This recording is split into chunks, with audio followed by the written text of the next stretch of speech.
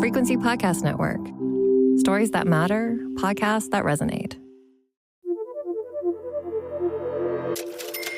Every economist on edge. High living costs. The real estate market is showing An erosion. Canada's economic struggles. Value of the loonie against the greenback. And rising unemployment. Canada's economy is sliding dramatically.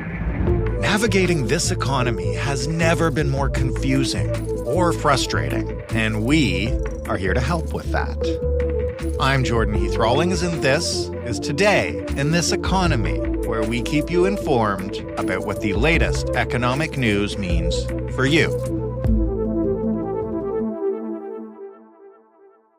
So it was hot in September. It was still hot in October.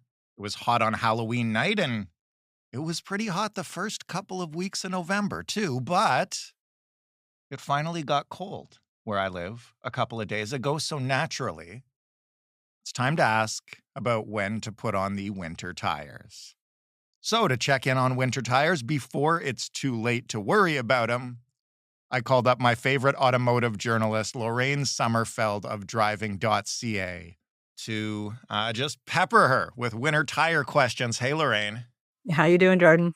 I'm doing well. As always, this is going to be a lot of fun. Here's my first question for you. I barely even know what winter tires are. Like, what is specifically different about them from regular tires? Back in the day, my dad had these big gnarly tires. They were winter tires, snow tires, and the whole thing was about the big tread pattern.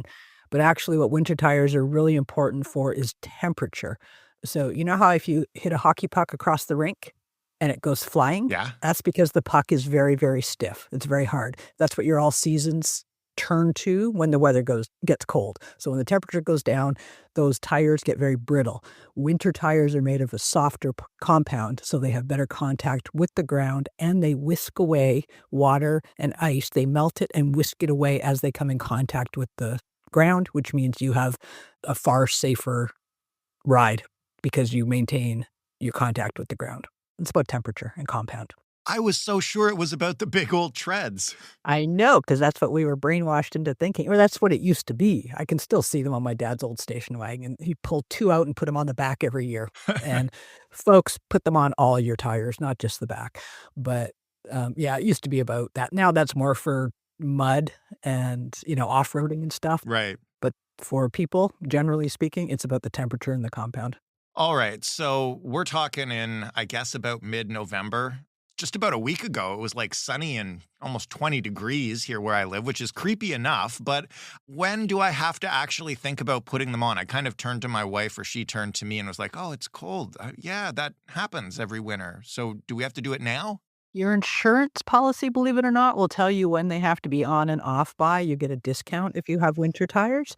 And it hasn't been tested in court if someone took them off early. But basically, anytime after October 1, end of September, you're okay. And what'll happen is if you ran winter tires all summer in our heat, come fall, you would just have all season tires because they'd be destroyed because the heat, again, will eat that softer compound. So you don't want to leave them on all year round. People do that. There's all weather tires you can do that for, but you don't want them on all year. But if you have a hot day, people will call me and go, oh, it got hot this week. It's okay. That's okay. It's not, it's if you leave them on consistently. So there are, though, all-weather tires that you can leave on all year round. Yeah, that's a relatively new invention. Nokian Tire, it's a Finnish company. They invented winter tires in Canada 90 years ago, and they introduced all-weather tires 25 years ago. Why aren't all tires all-weather tires then, Lorraine? Because you have, some of them will call them all-season. We call them, three-season. The best thing you can do, and every competent tire manufacturer says this, dedicated winters are safer. All weathers, which are getting better and better every year, we used to say no. Now my daughter-in-law has them on. All-weather tires are a good option, and I like Nokian's line. I know I'm pushing them because actually I was talking to them yesterday, which is why they say if winter visits you or you visit winter, you can consider all-weather tires.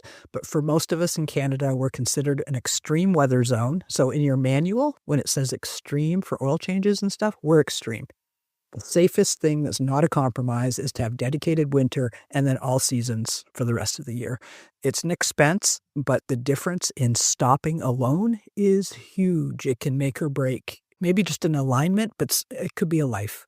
And it's definitely going to stop the property damage. And if two cars kiss these days, that's a few $1,000s, even if it's just paint. I know that you're not necessarily an expert in this field, but how much longer are we going to be an extreme climate country for, at least parts of it? I'm going to go with always because I'm an optimist. We've always been considered that.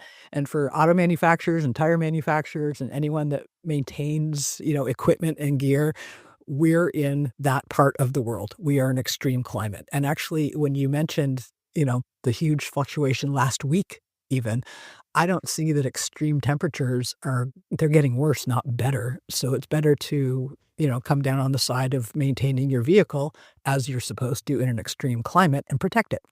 Usually we're talking about oil. That's the biggest thing. Give your car the lifeblood.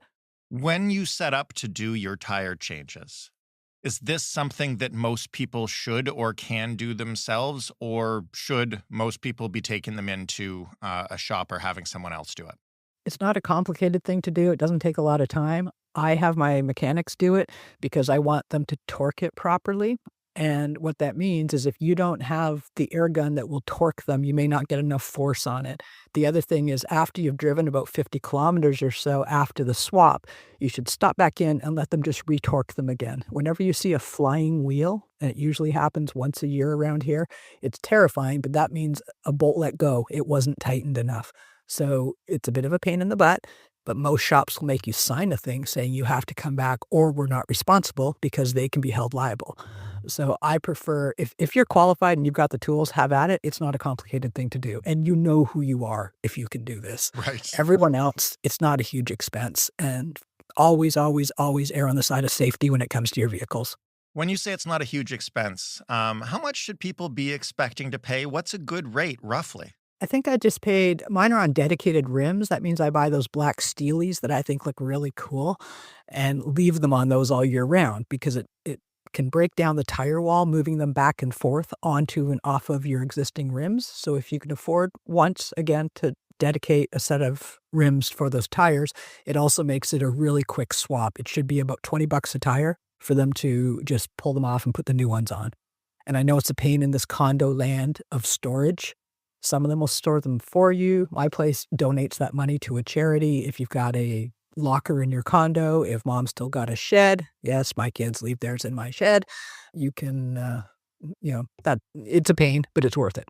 Do people who drive less or drive only in the city, I'm not asking do they need to skip winter tires altogether, although I guess that could be a question too, but are there different levels of tires? Like, does it matter if we're not talking somebody who's doing like heavy highway driving or driving in places where there's a lot of snow versus somebody who's using them to probably go out on already cleared streets to get groceries and such?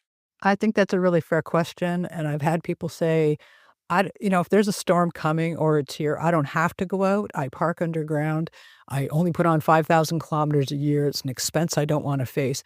I'm reasonable. If you cannot drive, that's the very safest place to be when the weather is inclement. So not driving is the first choice.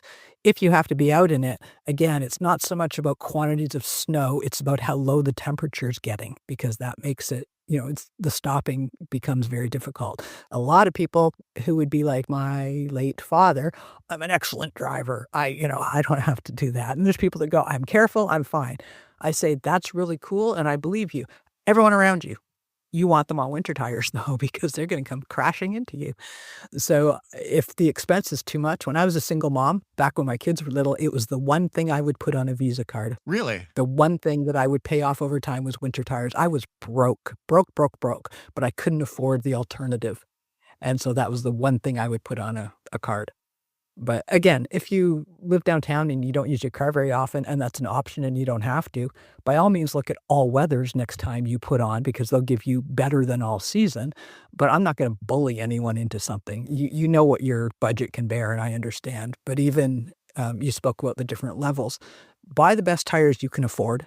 And this is for any tires that you're buying because all that's between you and just bad things is those 4 patches the size of your hands. Every single thing in that car is predicated on those tires working. So it matters. It matters a lot. And we overlook tires. They're boring. We don't know if they're broken down. They have a birth date on them. That matters. They wear out under ultraviolet lights. People abuse them, but tires are really important. So ask your mechanic, say, where are my tires at? Are they still good for another year? People are all over Reddit asking, is this tire okay with a bulge out the side? It's like, don't ask Reddit, people. Ask an expert. Tire shops love to come out and tell you. Okay, here's my next question. Then I already have a feeling I know the answer. You and I have spoken before about buying cars on Kijiji and such. How do you feel about the postings that sometimes go up? Not even necessarily online. I think I saw one in my neighborhood that's like, hey, $50, I'll come to your house and change all your tires for you. Okay, put it this way. If they do that and your tire flies off, they can end up in jail. They can be liable for that. Yeah, just like your tech can be held liable. Even if it's just like a hand-to-hand transaction and they're just doing you a favor kind of thing? Well, if a tire flies off your car and someone dies and they bust you and you go, I just had my tires changed, you're going to go looking for Joe Poster. Yes, you are. And pull it back to him. At least I am. Again, err on the side of safety, because sometimes saving $10 will cost you thousands. Here's one last question, not about cars. Should you be doing the same thing for your bike? You know what? I'm not a cyclist, but I do know some hardcore cyclists that absolutely switch out tires for this. Again, it's the rubber compound, so that makes a lot of sense. And another trick I didn't know is if you have CAA, they come to you with it when you're on your bike as well, a bicycle. They will come and help you. Really? Yes. Isn't that cool? I didn't know that. I love talking to you because I figure out all sorts of stuff that I didn't know. So just to sum up for people, yes, you better change your winter tires. You want the winters and not the all seasons because we live in Canada. And your insurance will tell you when you have to change them by, and there are birth dates on your tires. Yes. And you can do a deep dive on Tire Tech, either on my site or any other site. They'll tell you stuff. Go with the best you can afford. Stick with names that you recognize: Bridgestone, Michelin, Toyo, Yokohama, Pirelli, and of course, Nokian, because I'm, just talking about them. Stick with ones you know, and be careful with off mass-produced ones by some big people. You don't know where they were made. But even if you can afford, there's lots of rebates now and deals. Do the best you can afford, and then keep an eye on them and trust a professional to tell you when it's time to change them. And change your oil for the winter. Oh, that should be done twice a year. Most people, the easiest thing to do is change your tires twice a year and do your oil at the same time. Oil is not just about mileage, it's about time. Same with the tires. Lorraine, as always, thank you so much. Thanks. That was Today in This Economy. And if you have an idea for an episode or a personal finance question, we want to hear from you. To get in touch with us, email hello@itepod.ca. Or you can call us at 416-935-5935 and leave us a voicemail. But if you'd like us to play your voicemail on the show, you got to tell us that, because we won't run your audio without your permission. This episode was produced by Robin Simon with sound design by Matt Kesselman. Stephanie Phillips is our showrunner. Mary Jubrin is our audience development lead. Diana Kay is our business manager. And I'm Jordan Heath Rawlings, your host and your executive producer. Thank you so much for listening. We'll talk to you next week.